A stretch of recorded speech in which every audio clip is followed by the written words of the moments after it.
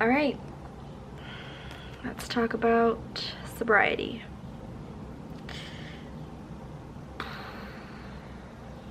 This is gonna be hard. This is honestly probably gonna have to happen in like sections and parts because that's why my outfits might change a few times, just because I have never yet spoken about my sobriety story and about why I chose to get sober a large amount of people. I've only shared it with about less than a handful of my close friends, and then even my family doesn't directly know. But I don't know where to start. I guess we could just summarize, long story short. I have had a long history of addiction since I was about 8 years old. It started with food, restricting my calorie intake, then it was over-exercising, then it was binging and purging, and it kind of switching from one addiction to the next, just something else to focus on. Then it became school, then it became money, working, I just went from one thing to the next. All right, I'm back. We're gonna try this again. I recorded the first part like a week ago and just needed to take some time to not talk about it because it's just very, very, very difficult for me too, and I kind of just want to, speak about it once and then not talk about it anymore. I just kind of want to not keep rehashing it over and over again in different videos, so I'm going to do my best to just lay it all out as quickly and effectively as I can. A relationship that I was in was ended very abruptly, and I was very confused, I was very hurt, and I sort of used alcohol and drugs as sort of an outlet to try and numb that pain. And I had felt that in college I missed out on having fun, like going out and partying and living that kind of life because I was, always in a relationship. So, here I am thinking that I'm so invincible and that nothing bad can happen to me. And, you watch all these movies and you see all these people doing drugs, and you never think in a million years that, the 0.1% chance of something really bad happening is gonna happen to you. Well, it did. It definitely did. It did. So I wouldn't necessarily say that alcohol was a big thing for me. I do know that when I would drink, I would drink to the point where I wouldn't remember. I would get really, really sick, and I was drinking as a coping mechanism. I wasn't just drinking to have fun. That's kind of where I knew that there was a problem, that it wasn't just socially drinking, it was drinking to forget and drinking to numb out pain that I didn't want to deal with mentally, and didn't want to deal with what was happening in my life, my personal life, my family life, my job, my career. I just wanted to forget.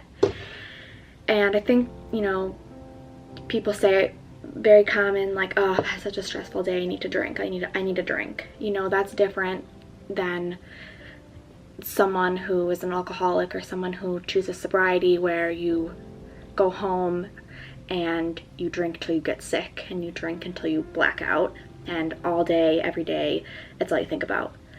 It's just getting home and not remembering. You just don't want to remember anything. Which is where I got to. I got to a point where I wanted to remember nothing. A lot of my past traumas resurfaced during this time as well. Some sexual abuse and emotional abuse from the past had resurfaced. some childhood traumas had resurfaced, and it just sort of felt like everything was just pushing me down, and I just, like, I was underwater and I was drowning, and I kept trying to swim up and get a breath of air and try and breathe, but it was like someone was pulling my foot deeper and deeper down, and I just couldn't get to the surface. And it just felt like one thing after another, and I mean, alcohol just wasn't cutting it. It wasn't doing enough.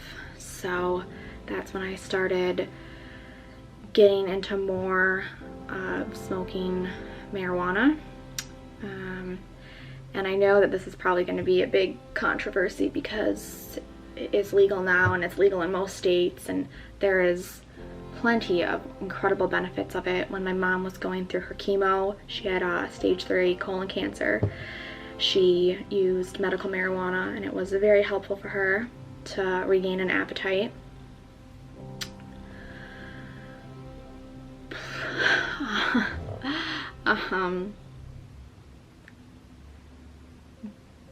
But I do think that there is not enough education out there about what this drug can do and how powerful it is, and I do not think that there's enough education out there about being cautious about which strands are laced and not laced, and vice versa. So I would say I would say it was an addiction. The addiction started right before my breakup, and I was in Boston, and you'd think I would have learned my lesson in this time around. I had eaten edibles and completely went into a panic. I blacked out. I was like in another universe for hours. It was awful. It was a terrible, terrible experience, and like, you'd think that I would have learned from that. But everyone kept telling me, oh, you just have to keep trying it, you have to keep using it, and those feelings will go away. You know, you won't feel that feeling of like you're locked inside and like you can't get out, and you just feel like the whole world looks different. And then you panic because you feel like it'll never end. And people kept saying, oh, that'll stop once you keep using it consistently. And so I was like, oh, okay. Kept using it, same things kept happening. But I almost kind of liked it in the beginning, you know, because I would feel that way for a few hours, and then I would wake up and I would feel normal. You know, I would wake up and I would feel fine.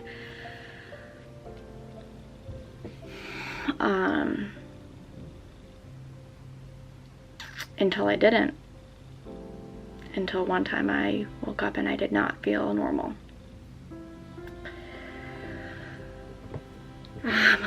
So on New Year's, so it was 2019 turning into 2020, I was at a party doing my usual shenanigans, my ridiculous behaviors, and at the time, in that month of December, some pretty earth-shattering events had happened in my family, which left me extremely traumatized. Still to this day, I suffer with pretty severe PTSD from it. Unfortunately, I will not share that event, and most likely will never. I'm sorry, but that is something that I will keep personal and private.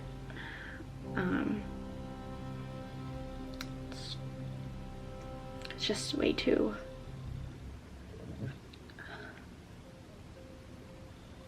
So,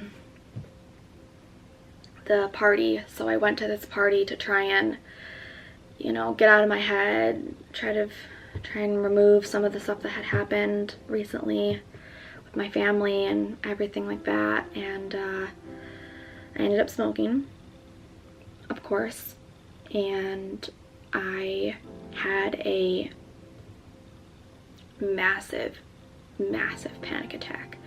different than all the other times that I had smoked. This was very different. I couldn't get it to stop. I couldn't get myself to calm down.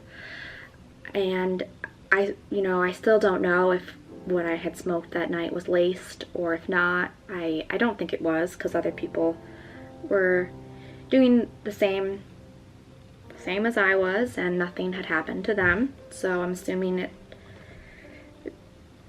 was normal, it was fine. And I was freaking out. I couldn't feel my body.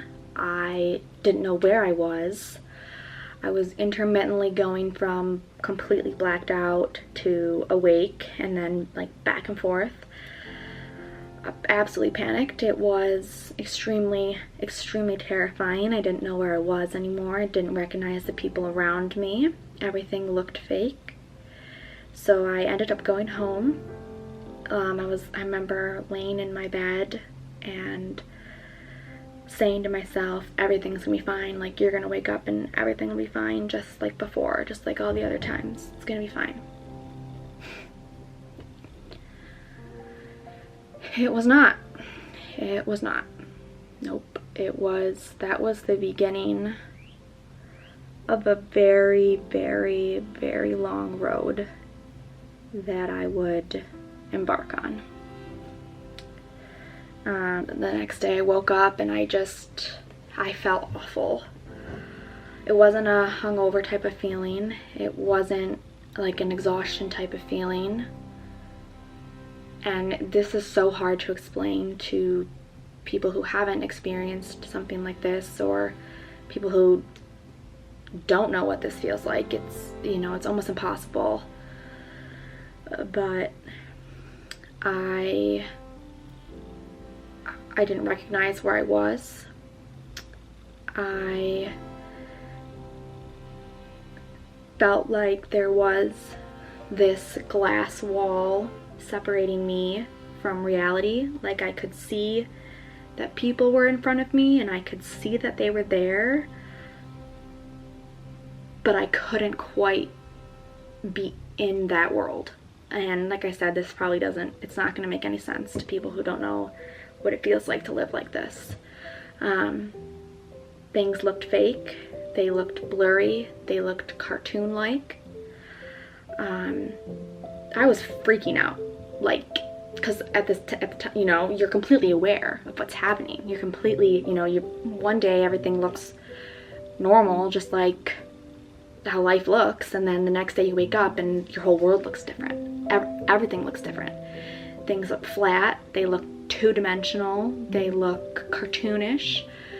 You can't recognize yourself in the mirror. You can't recognize yourself in pictures. Everything's blurred. It feels like you're walking through a giant fog of a cloud. Like, your head is heavy. Nothing seems real. Everything seems fake. Everything. Like, you haven't woken up, or you have died and you are no longer on Earth.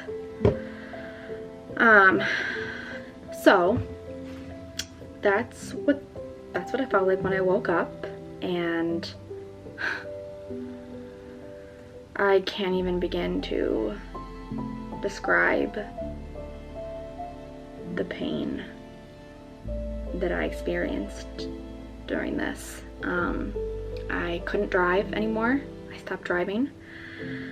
I had to take time off of work because I couldn't work. I couldn't focus. It's such an odd sensation and an odd experience, and probably one of the most terrifying things anyone can experience, because you are completely aware of it and there's nothing you can do to turn it off. That is the most frightening part, is that you are stuck. I don't know how familiar people are, and I'll put like a little description of what both the terms are, but there is something called personalization and derealization disorder, otherwise known as DPDR. It is extremely uncommon. It's very common actually during panic attacks. You can feel depersonalized or feel like the environment is derealized in the midst of a panic attack, like in the, during the episode. And, panic attacks normally last up to 30 minutes. So normally people can feel that way very briefly in the moment. They are symptoms of very high stress, high anxiety. So the reason that your body does it is to try and protect you. We think that, when we're having a panic attack, it's almost equivalent to our body thinking that we're dying. So our body puts up these guards to try and make us feel like we're less in our bodies and we're not really in the world. So when we die, we feel less attached. It's a coping mechanism. It's what our brains are programmed to do. Anyone can experience the symptom. If you experience a high level of stress, trauma, or anxiety, they're normal defense mechanisms of the brain, of your central nervous system, which I only found out later on. Affective disorder thrives on overthinking, and it thrives on being focused on the symptoms. So from December to about, I would say, June or July, I suffered immensely. I couldn't go to stores. I didn't hang out with any friends.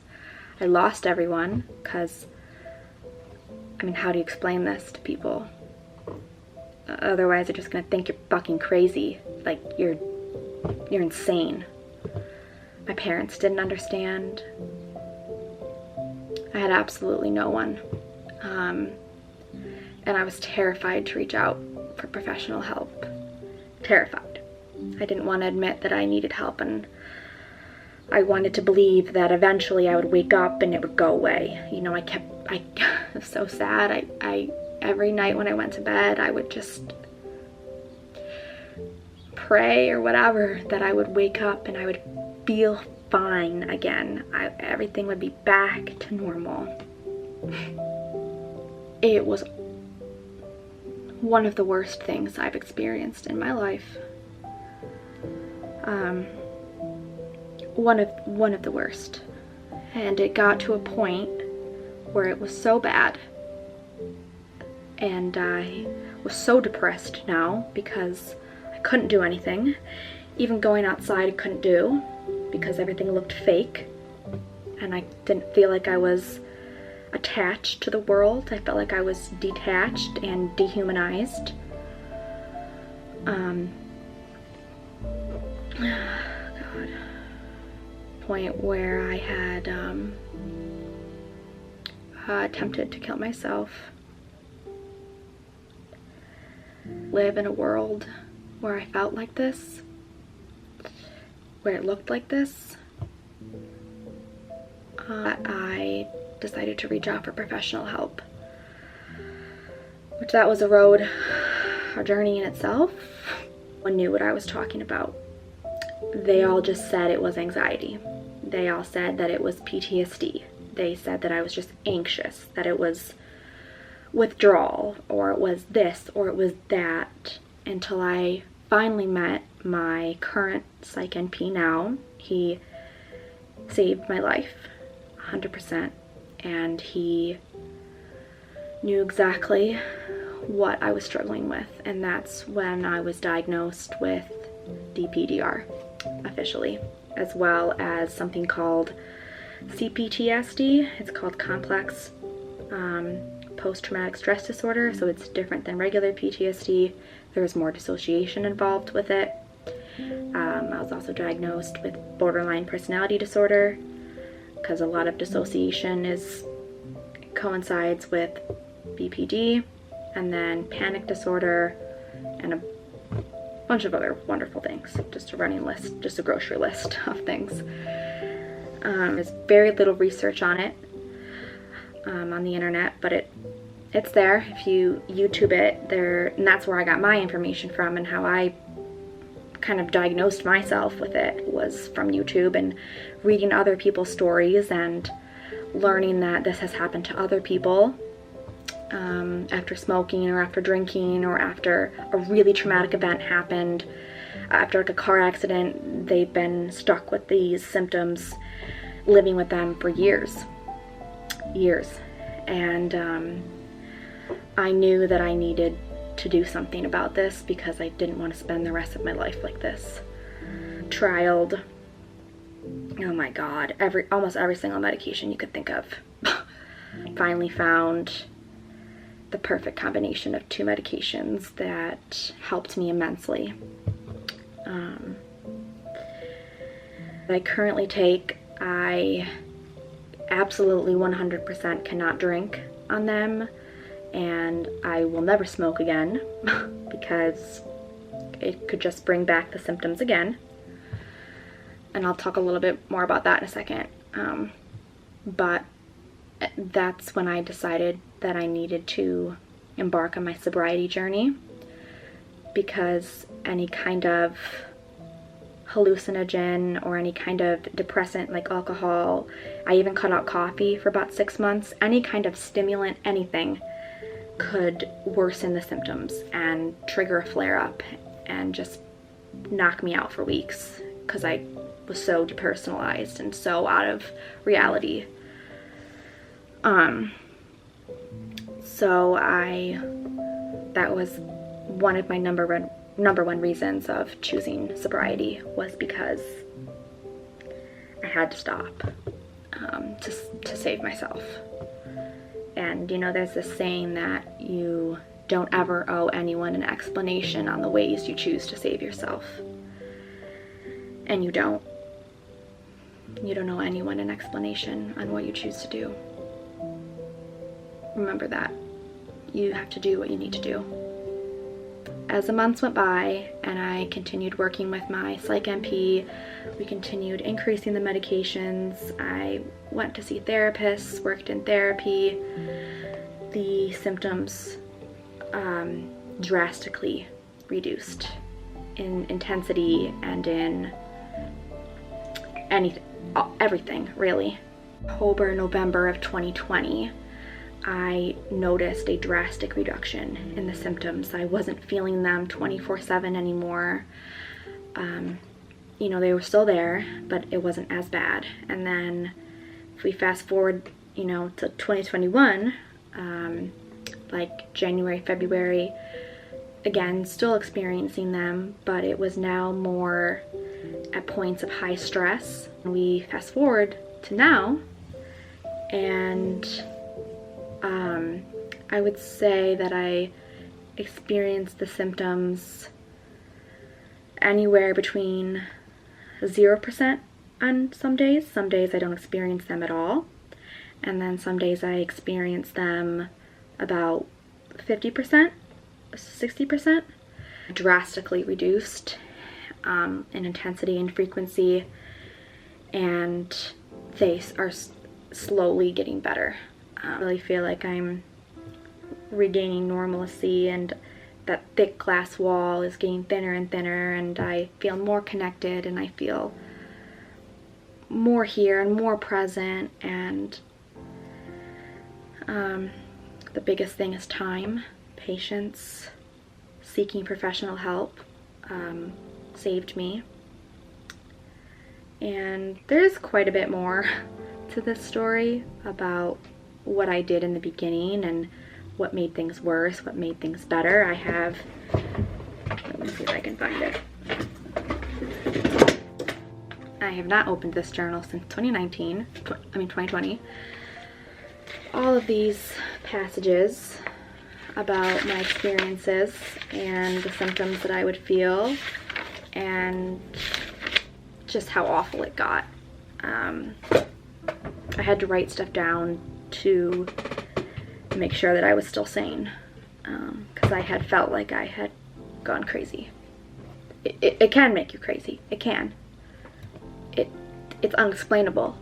It is so unexplainable, and I truly believe that if you can successfully recover from something like this, you can get through absolutely anything in life.